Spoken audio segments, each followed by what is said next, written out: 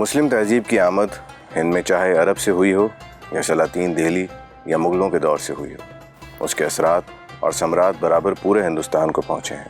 ہندوستان میں عربوں کی آمد و رفت قدیم زمانے سے چلتی آ رہی ہے۔ ظہور اسلام سے قبل عرب تجارت کی غرض سے ہندوستان آتے اور بعد ازاں اسلام کی تبلیغ اس آمد و رفت کا اہم سبب ٹھہرا۔ جزیرہ نما عرب کا زیادہ تر حصہ غیر آباد، بنجر اور پتھریلی زمین پر مشتمل تھا۔ یوں فطری طور پر یہاں بسنے والے لوگ زراعت کے بجائے تجارت کے پیشے سے وابستہ تھے۔ خاندان قریش کے فرزند قصا اور ہاشم کے دور میں تجارت ایک مستحکم ذریعہ معاش بن چکا تھا۔ یمن پر افریکنز قابض تھے اور شام پہ رومنز کی حکومت تھی۔ ہاشم نے حبشہ کے بادشاہ نجاشی سے اور کسر روم سے ان کی سلطنت میں آمد و رفت کا اجازت نامہ حاصل کر رکھا تھا۔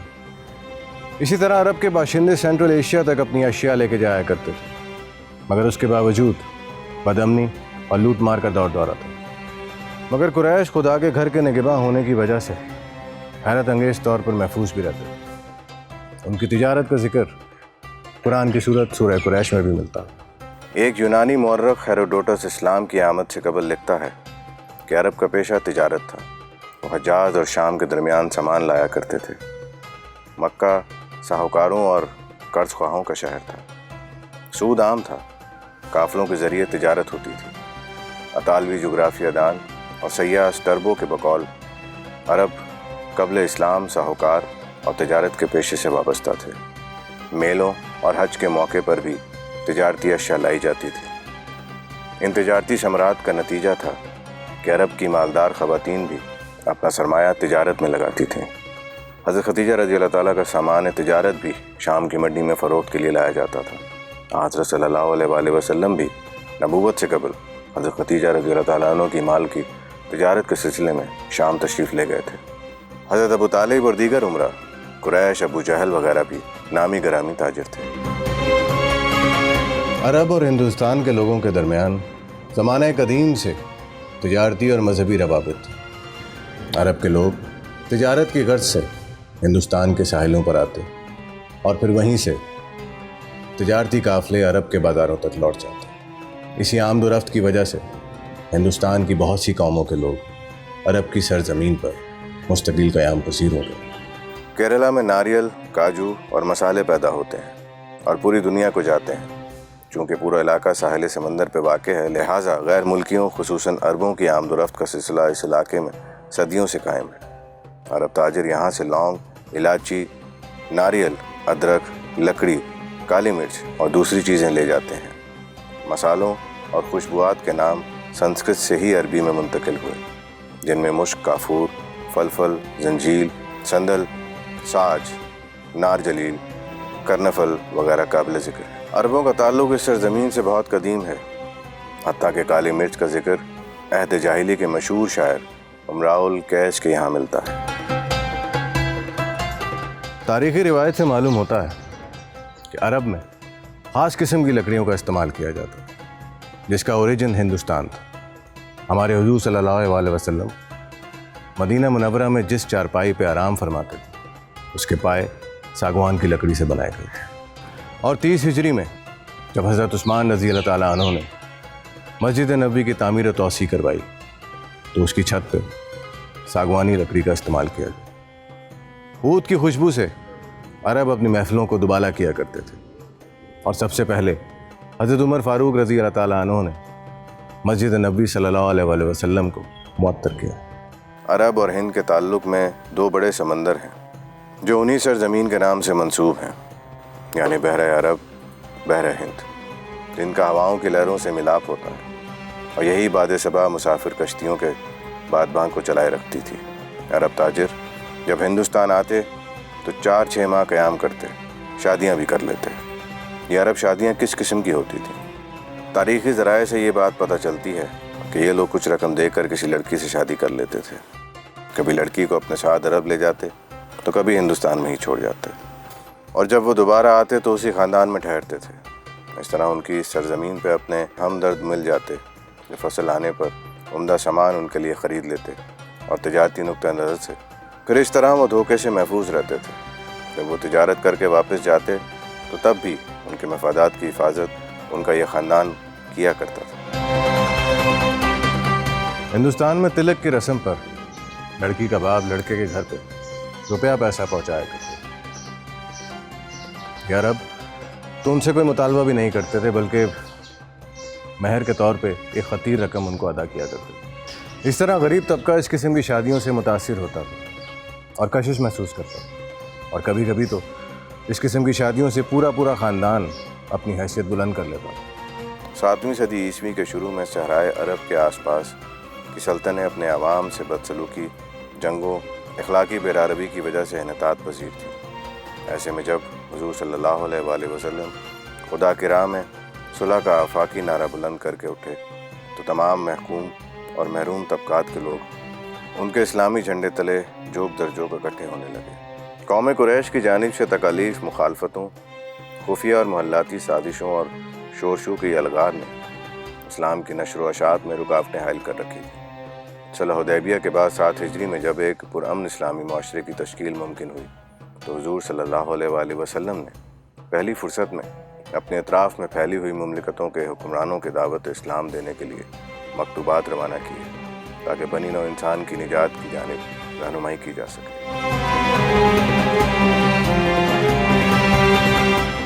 اس وقت 4 بڑی سلطنتیں موجود تھیں، وسطی ایشیا سے عراق اور ایران تک پھیلی ہوئی۔ وہاں کا حکمران خسرو پرویز تھے۔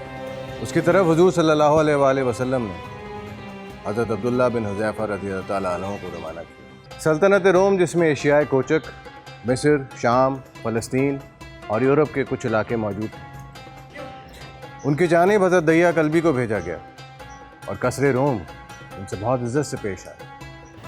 مصر کے گورنر جریح بن مینا کتبی نے حضور صلی اللہ علیہ وآلہ وسلم کے خاطب حضرت حاطب کے ساتھ بہت نیک سلوک کیا۔ حضرت عمرو بن امیہ کو حبشہ کے بادشاہ نجاشی کے پاس ملاقات کے لیے بھیجا، جس کی حکومت افریقہ سے لے کر یمن تک پھیلی ہوئی تھی۔ حضور صلی اللہ علیہ وآلہ وسلم کا خط جب نجاشی کو ملا تو اس نے خط پڑھتے ہی فوراً اسلام قبول کر لیا۔ اس کے علاوہ مختلف وفود کو شام کی طرف بھیجا گیا۔ وہاں کے حاکم، جو ایرانی سلطنت کے نمائندے تھے، حضور صلی اللہ علیہ وآلہ وسلم کا نام مبارک پا کر فوراً اسلام قبول کر لیا، جنہوں نے وقت کا رخ بدلا اور زمانے پر نہ مٹنے والے نقوش چھوڑے۔ عمان کے حاکم عبید بن جلندی اور ان کے چھوٹے بھائی جعفر بن جلندی بھی مسلمان ہو گئے۔ یہ بات واضح رہے کہ ہندوستان کے لوگ حضور صلی اللہ علیہ وآلہ وسلم کی نبوت سے محروم نہیں رہے، بلکہ ہندوستان کی زمین مشرق کی وہ زمین تھی جس نے طلوع اسلام کو سب سے پہلے اپنے اوپر محسوس کیا۔ جب اسلام کا نور جزیرہ العرب پر چمکا تو اس کی کرنیں کیرلا پر بھی پڑی اور یہاں کے لوگ اس سے مستفید ہوئے، مگر اسلام یہاں تلوار سے نہیں بلکہ تاجروں کے ذریعے پھیلا۔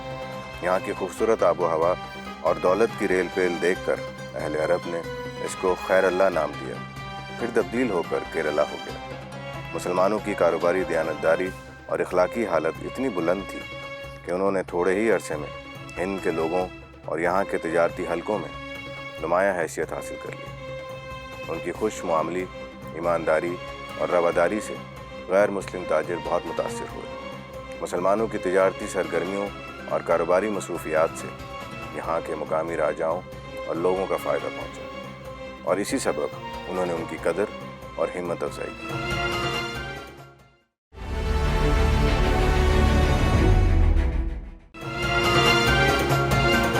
عربوں کے اقتدار بڑھنے پر ہندوستان کے راجاؤں نے ان سے سیاسی قسم کے معاہدے کیے اور جنوبی ہندوستان کی بہت سی لڑائیوں میں ان کی مدد بھی حاصل کی۔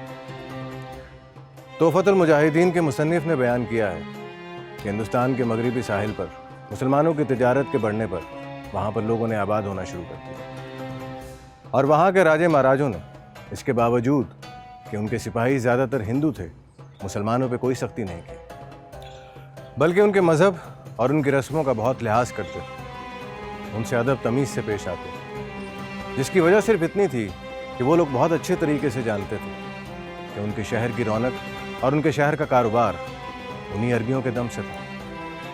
بغداد کا مشہور سیاح و مورخ مسعودی اپنے سفر نامے میں لکھتا ہے، مالوا کے راجا کی حکومت میں مسلمانوں کی بڑی عزت ہے، یہاں کے بادشاہ 40 اور 50 سال حکومت کرتے ہیں۔ یہاں کے لوگوں کا اعتقاد ہے کہ ان کے راجاؤں کی عمریں مسلمانوں کی عزت کرنے کی وجہ سے زیادہ ہوتی ہیں۔ ان روایات سے کم از کم اس بات کا ضرور اندازہ کیا جا سکتا ہے کہ ہند کے ہندو راجے اسلام سے کسی حد تک متاثر ہوئے تھے۔ سو معلوم ہوتا ہے کہ مسلمانوں کی آمد و رفت اور بدھ باش کا جنوبی ہند کے لوگوں اور ان کے مذہبی رجحانات پہ گہرا اثر پڑا۔ جنوبی ہند کے مشہور مذہبی مفکر شنکر اچاریہ، جس کی تعلیم کے مطابق دنیا میں سوائے برہما کے کوئی چیز اصل حقیقت پر مبنی نہیں اور تمام چیزیں مایا ہیں۔ عرب کے بہت سے قبائل جن میں بنو ہاشم اور قریش کے لوگ موجود تھے وہ اس علاقے میں آ کے آباد ہو گئے، یعنی کہ سید، جنہیں تھنگل بھی کہا جاتا، اور عوام ان کی بہت عزت بھی کرتی ہے۔ ان کے عربی ناموں کے ساتھ بہت سے ملیالم الفاظ بھی شامل تھے۔ تھنگل عزت کا لقب ہے جو کہ ایک بہت عزت دار انسان کو دیا جاتا ہے۔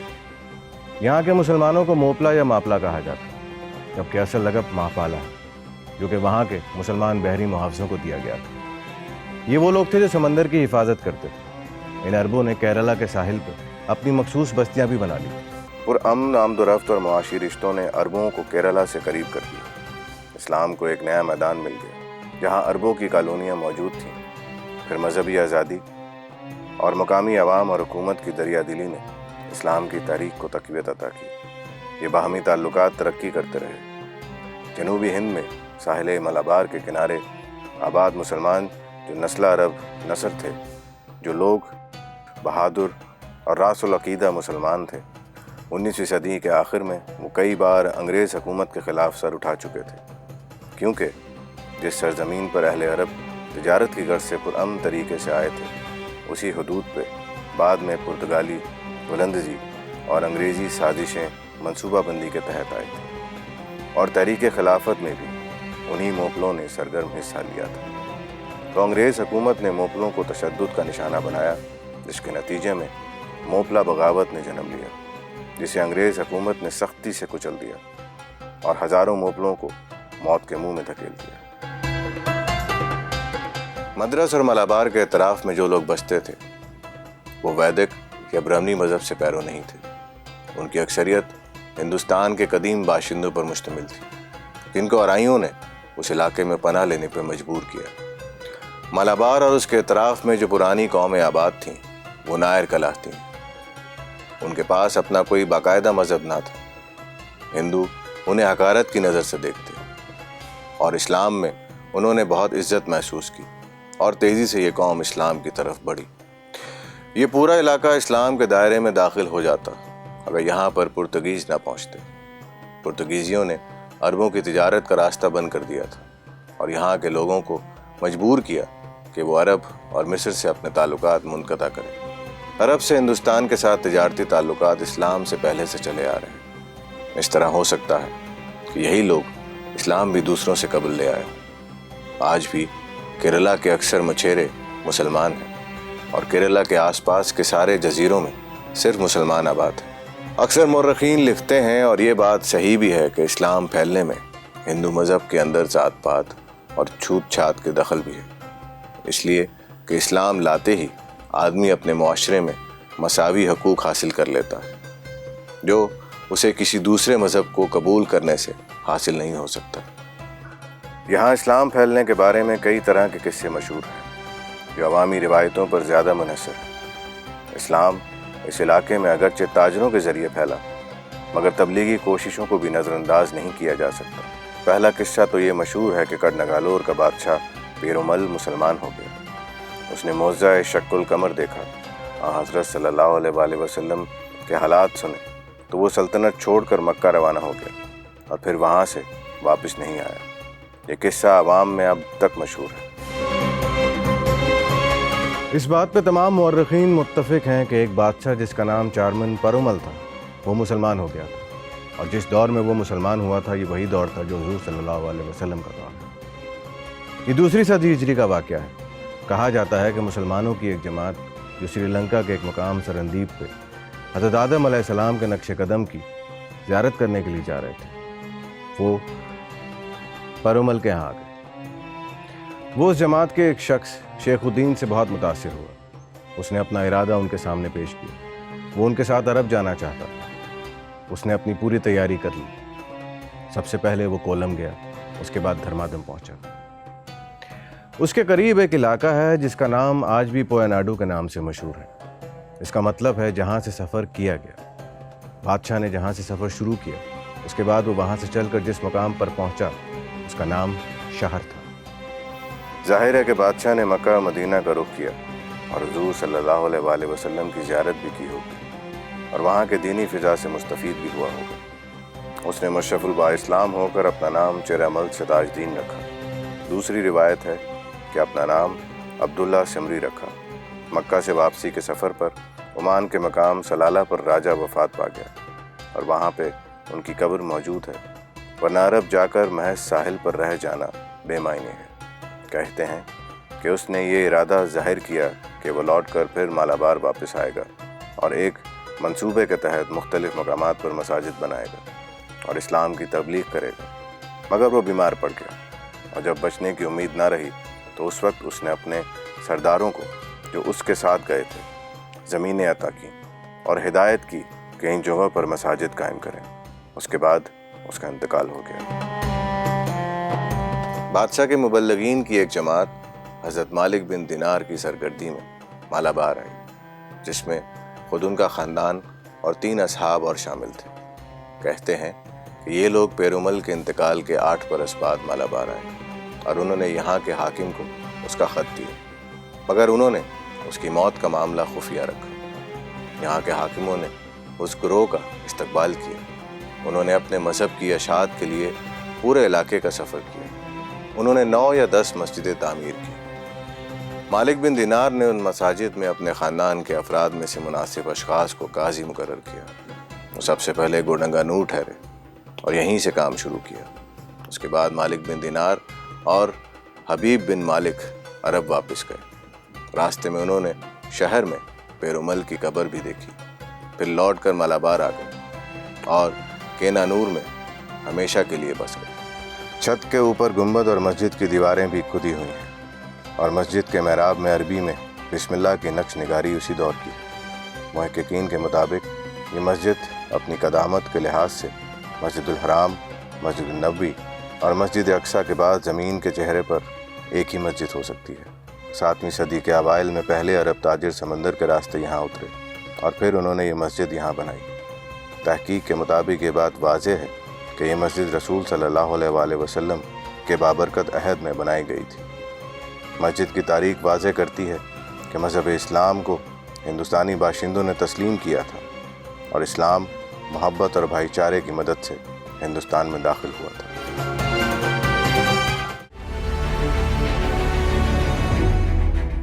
وہ صحابی رسول ہی تھے جنہوں نے اپنے وطن سے دوری اختیار کی تھی۔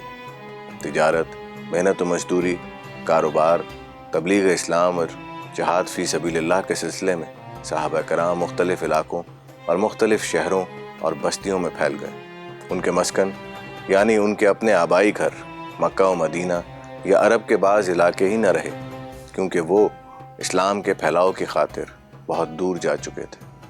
اس بات کا اندازہ آپ اس بات سے لگا سکتے ہیں کہ حضرت صلی اللہ علیہ وآلہ وسلم کے ایک صحابی کا مزار چین کے بندرگاہ میں بیان کیا جاتا ہے۔ اسی طرح تمیم انصاری کا مزار مدراس سے 12 میل جنوب کی جانب میلاپور میں بتایا جاتا ہے۔ مشہور فرانسیسی مورخ کوستا لی بون اپنی کتاب سویلائزیشن آف عرب میں لکھتا ہے کہ شروع اسلام میں عربوں نے تجارتی تعلقات کو بڑی وسعت دی اور بہت جلد ساحل کارومنڈل، مالابار، سماٹرا اور بحر ہند کے جزائر کو طے کرتے ہوئے جنوبی چین تک پہنچ گئے تھے۔ تاریخ کی کتابوں سے ہمیں صرف 25 صحابہ کے اسماء گرامی کا پتہ چل سکا ہے جن کے مبارک قدم جہاد کے لیے بر صغیر میں پہنچے، ورنہ خیال یہ ہے کہ بہت سے صحابہ یہاں تشریف لائے ہوں گے جنہوں نے اس خطۂ ارض کے مختلف مقامات کو اپنا مسکن ٹھہرایا ہوگا۔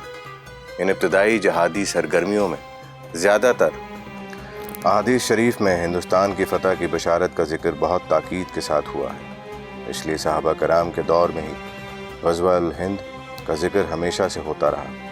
غزوہ ہند کا ذکر نبی کریم صلی اللہ علیہ وآلہ وسلم کی پیش گوئیوں میں سے ان جنگوں کے حوالے سے آتا ہے جن کی فضیلت کے متعلق نبی کریم صلی اللہ علیہ وآلہ وسلم سے بہت سی حدیث مبارکہ بھی ملتی ہیں۔ اسی لیے آپ صلی اللہ علیہ وآلہ وسلم نے فرمایا کہ مجھے ہندوستان کی طرف سے ربانی خوشبو آتی ہے۔ صحیح احادیث میں حضور صلی اللہ علیہ وسلم نے غزوہ الہند کی بشارت بھی دی۔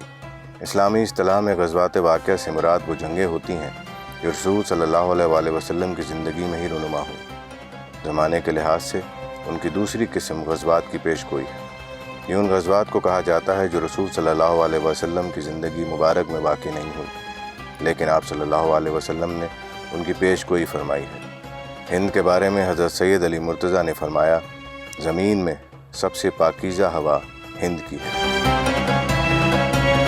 جب حضرت ابو بکر صدیق رضی اللہ تعالیٰ عنہ خلافت پر صاحب اختیار ہوئے، آپ کا دور جھوٹی نبوت کے دعوے داروں سے دوچار ہوا تو اس کی سرکوبی میں آپ کا مختصر سا مگر بابرکت دور پورا ہو گیا۔ آپ کے دور میں ہندوستان کی جانب توجہ کا موقع نہیں مل سکا اور رفیق غار حضرت ابو بکر صدیق بھی اس دار فانی سے کوچ فرما گئے۔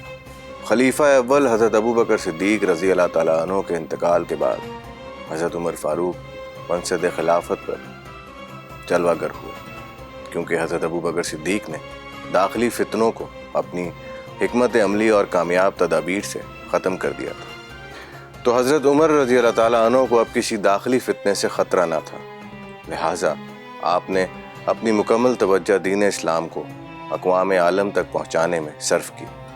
حضرت عمر رضی اللہ تعالیٰ عنہ بھی اپنے ہدف کو حاصل کرنے یعنی دور دراز علاقوں میں اقوام عالم تک دین اسلام کو پہنچانے میں کامیاب رہے۔ سندھ میں عربوں کے حملے کرنے سے پہلے سندھیوں نے مسلمانوں کے خلاف بہت سی ایسی کارروائیاں انجام دیں جنہیں مسلمان نہایت ہی بردباری اور امن پسندی کے باعث کافی عرصے تک برداشت کرتے رہے۔ انہوں نے صبر و تحمل اور عفو درگزر کا ثبوت دیا اور سندھ پر حملہ کرنے سے رکے رہے، لیکن راجہ طاہر کے دور حکومت میں حالات نے پاسا پلٹا اور چند اسباب نے مجبور کر دیا تو آخر مسلمانوں کو سندھ پر حملہ کرنا پڑا۔